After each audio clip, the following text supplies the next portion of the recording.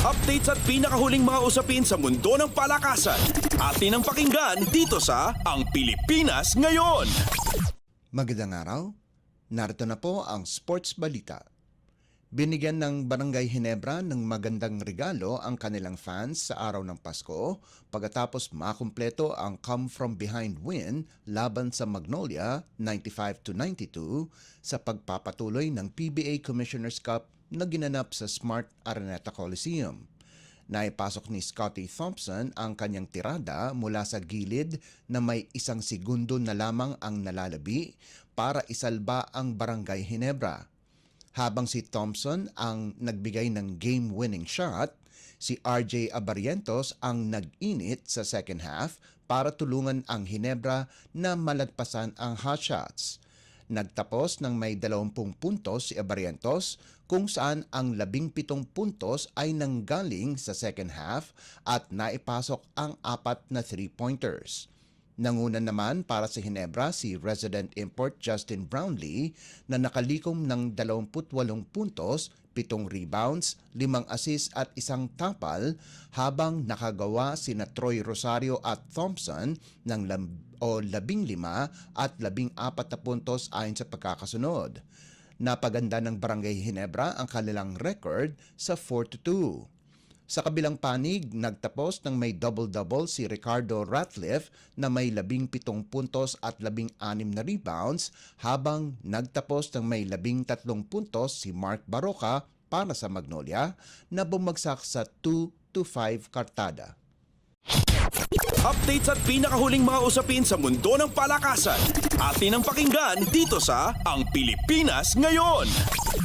Sa isa pang laban, impresibo ang naging performance ni Jordan Heading para sa Converge kung saan nakagawa ito ng 30 puntos para talunin ang Meralco 110-94 sa Manila Clasico ng PBA Commissioner's Cup. Naipasok ni Heading ang 4 sa 6 na pagtatangka sa 3-pointer para dalhin ang Fiber Xers sa kanilang ika-4 na sunod-sunod na panalo sa komperensya. Bukod sa 30 puntos, nakalikom din ng 8 assists at 6 na rebounds ang Converge guard. Nakakuha naman ito ng tulong mula kay import Check Diallo na nakagawa ng impresibong 24 na puntos, 19 na rebounds, 3 assists at 2 tapal habang nag-ambag si Justin Baltasar ng 16 na puntos, 7 rebounds, 4 na assists at 1 steal para mapaganda ng Converge ang kanilang record sa 62. Pinangunahan naman ni import Akil Mitchell ang Meralco sa nakuha nitong 29 na puntos, 18 rebounds, 1 assist at 1 block habang pinangunahan ni Bong Quinto ang mga locals na may 23 puntos. Nakuha ng Bolts ang kanilang ikadalawang sunod-sunod na pagkatalo para bumagsak sa 3-2 baraha. Updates at pinakahuling mga usapin sa mundo ng palakasan.